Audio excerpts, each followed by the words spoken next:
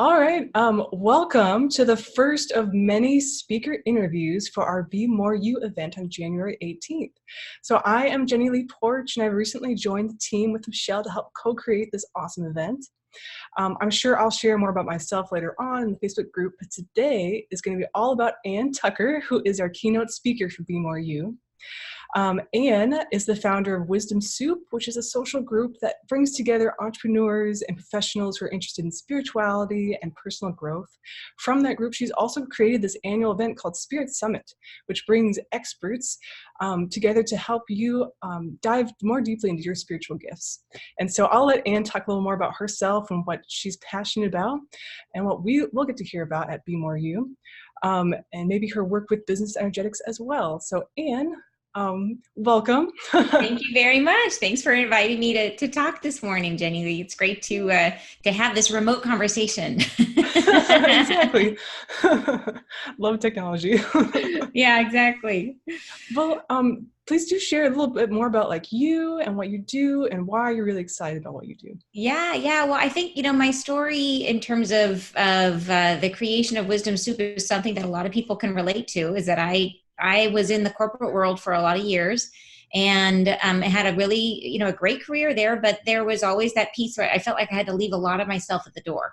When I came in, I felt like I had to leave not only my femininity because I was in a very male dominated area, but it was also the whole spiritual aspect of myself. And I was really looking for people who could participate in my journey with me. I really was looking for community and connection. And because it's through that, when you're in a group, when you're together with other people who are experiencing the same things, you learn from each other. It's like you can't help but end up supporting each other, right? It's you learn from what they're going through, and it also reflects back to you your own experience. So it's like, oh my gosh, I guess I'm not crazy. Other people are having the same experiences, which is why I really like to be part of events like Be More You, because it's an opportunity to come together and meet other people that are on a similar path, that are in a similar place in life.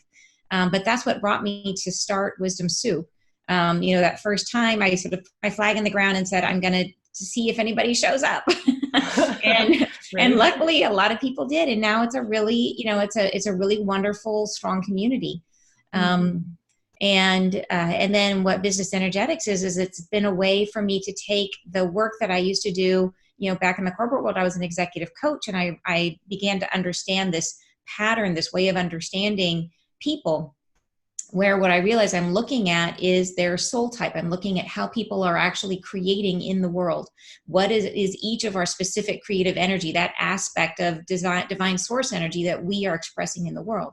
And if you understand that, not only do you understand what is your role among others, like what is the specific role that you can play most effectively, but also how can you work in the creative process on your own? So if you're trying to start your own business, how do you work with all the different aspects of creative energy in a way that not only makes your business successful, but helps you grow spiritually? That's really awesome. Thank you so much for sharing all of that. And there are a couple pieces that you touched on that really resonate with what we're trying to do here, right? So like having that sense of community and connecting with folks along this journey. Yeah.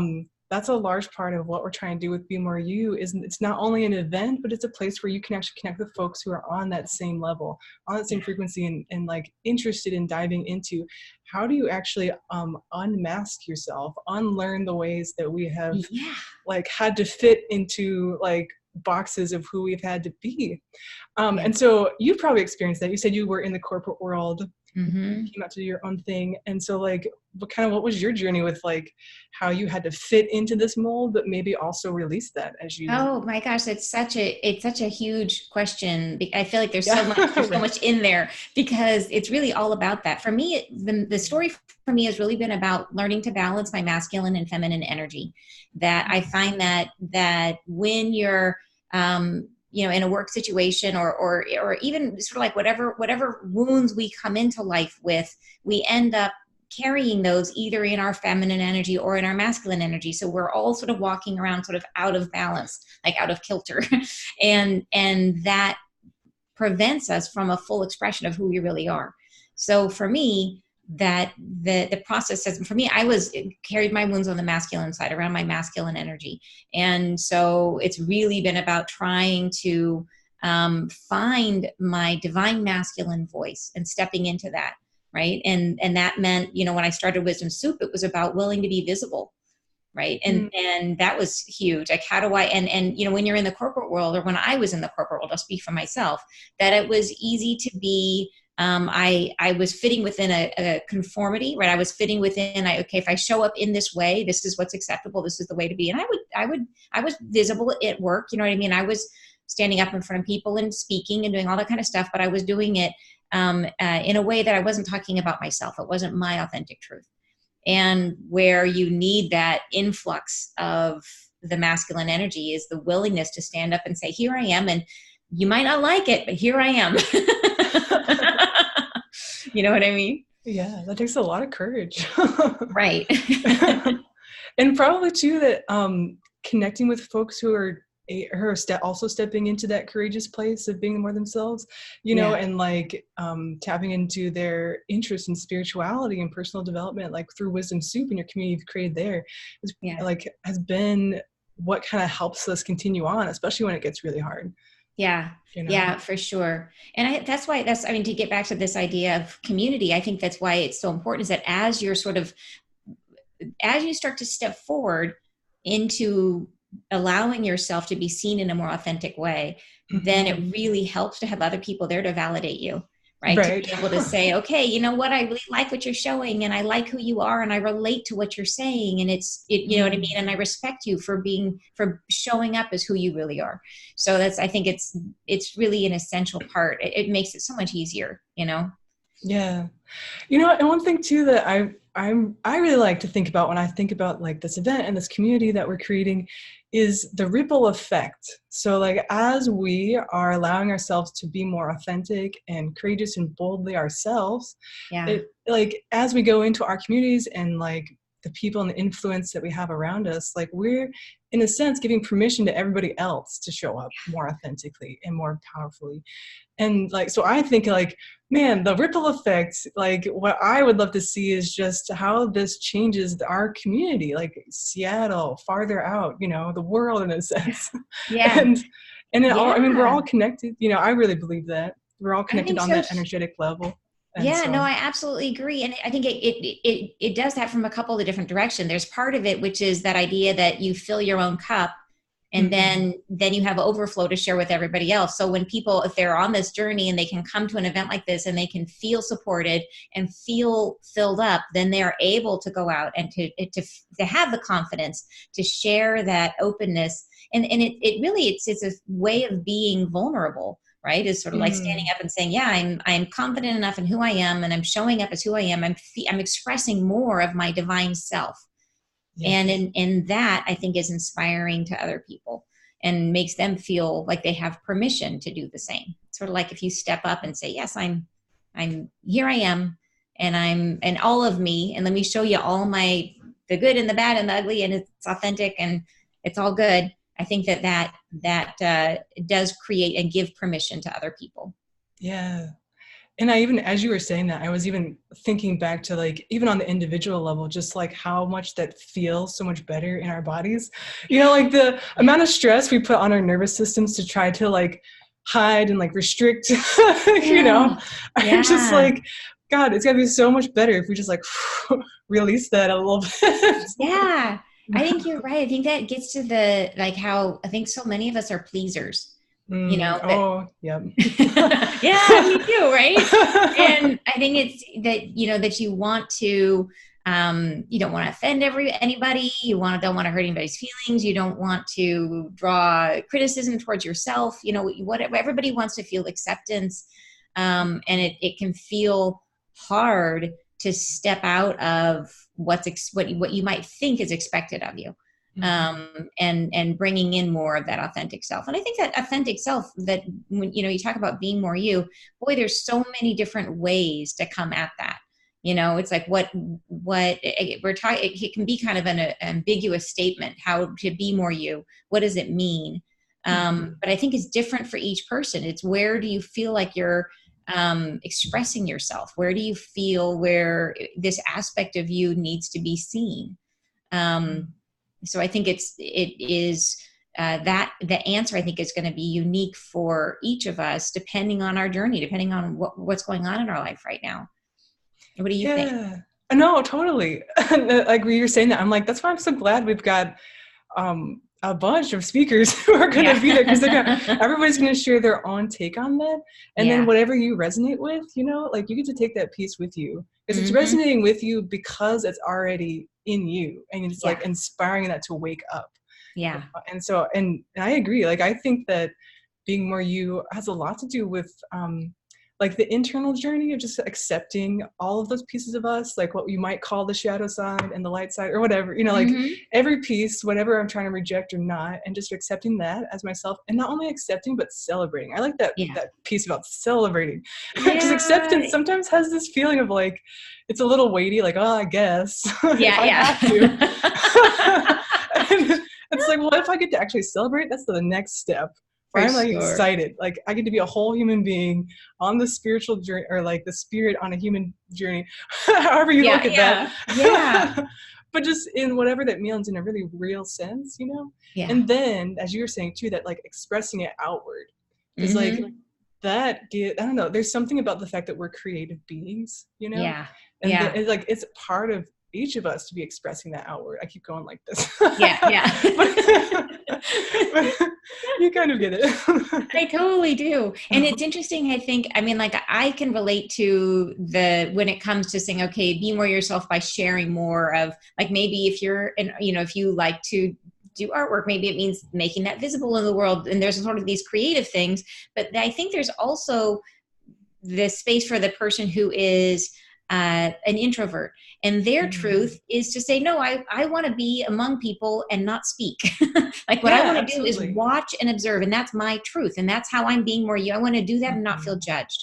I want to do that and feel like that there's space held for me to be my authentic self, and I don't feel pressured to speak when I don't feel like it, or to be, you know what I mean? It's sort of like, so I think there's that piece of it that's just is different for each of us, that it's that self-acceptance and that self-love, saying no, that the role that I'm playing as the observer is valuable, right? That that this is good what I'm doing, and that there should be space for me, that of course there's space for me.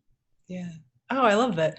Yes, because like we would say, like, be expressive, and usually that has like a connotation that has to look a certain way. And I love that you're bringing that piece of like, it definitely does not have to look a certain way. Right. That's the whole point, right? We're trying to really be accepting and celebrating of what it means for us individually. You know? Yeah. So I love that you brought that in. Thank you. Well, cool. Well, and so you've kind of talked a bit about like your philosophy around this too, and that's part of what you would be sharing as a keynote speaker. I don't know if you had any more thoughts about that, of what you might be like bringing to what you were saying. Yeah, I would love to share with people at the event that I have a model that allows you to understand your soul type. And what this does is, once you understand your soul type, is you understand yourself in the context of the process of creation. And so that we all know that intuitively it takes multiple different types of energy to create. Say, for example, if you're trying to create a business, it takes more than one type of creative energy to do that. And what's interesting is that each of us is best at one of those aspects of creative energy. And there's incredible power that comes from knowing which of those aspects you can really shine at, and what does it say about you. And so I'll go into that a little bit in our talk, and help people to see, in terms of being more of themselves, if they can identify and get real clarity around what that is. What does that gift look like? Because the funny thing is that we tend to undervalue our own gifts, and we tend to assume that what other people can do, because it's hard for us, we assume that it's somehow more valuable or better. But it's so backwards, right? It's just because it's easy for you, the fact that it's easy for you, that's amazing. It's hard for other people, right? And so getting clarity on this is how you define it. This is what it is. Here's some words that you can use to help you grasp it, and then to understand why that's so valuable in the context of this whole process. So I think it really helps people to understand their own self and their gifts better. Oh, that is awesome. I'm really looking forward to hear that myself. Great. And you know what I love too is, like, I feel like as we've developed all these different like personality types and the strengths finder and stuff, if you've heard Yeah. about those Yeah. things, like Yeah. that idea of moving into your strength and not just trying to always mitigate your weakness, which like keeps you dragged down over here and what doesn't feel like at ease, you know, Yeah. Yeah. Yeah. that Yeah. Exactly. like the point is like go into what is like, what are you really amazing at? And I love that that's part of what you do too, on this whole other level about like how you use that in the creative process. So I'm really Yeah. excited to hear more personally. Great. And so we're almost towards the end of this interview today, but did you have any like a tip that people can take away for like even today, how they could be more themselves in the Yeah, world? I think one way to think about it is that if you find yourself, like if you look through your life, and is there a place in your life where you feel like you are holding yourself back, where you're editing or censoring yourself in order to feel a more of a sense of belonging or Mm, fitting in, and to look at that and say, okay, is that an assumption that you're making? Are you assuming that you have to show up? Are you putting limitations on yourself based on your internal belief system, or is that really what's expected of you? Right? I get it. If mm, you're at a sad occasion, if you're at a funeral, you're not going to show up in your party dress. Like that is a place where you want to censor yourself. yeah. But in general, that are you limiting yourself through your own um, uh, so I guess it would be when you feel yourself holding yourself back, Mm-hmm. feel into that and ask yourself, are your assumptions, where are those assumptions coming from? Are they coming from maybe a judgment that you have about the particular people that you're talking to, about what they want from you, right? Is it coming from a place of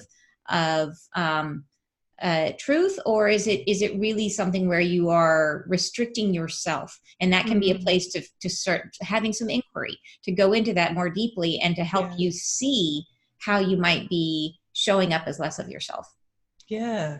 Honest, I've heard the idea before that awareness in of itself has this sort of transformative power. And I love that you're Absolutely. bringing us to that place, right? So like even bringing awareness around when we start to limit ourselves in life and in front of other Mm-hmm. people, like Mm-hmm. that Right. that Right. starts to begin to change it because then we realize we have a choice.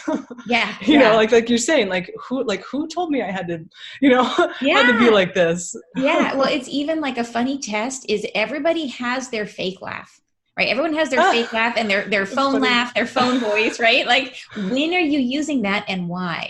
Right, right. Like, notice it in yourself. Oh, I'm using my fake laugh.